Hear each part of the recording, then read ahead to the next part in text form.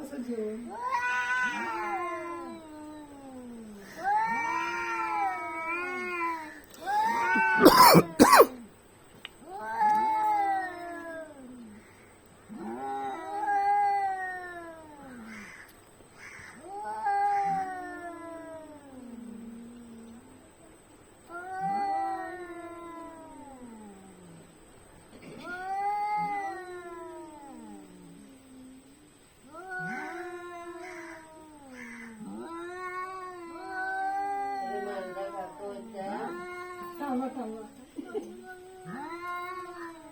जेवणावर ना बांधत जेवण ना थोड्या दोघांना बांधत मस्त एकामध्ये खाऊ देत नाही.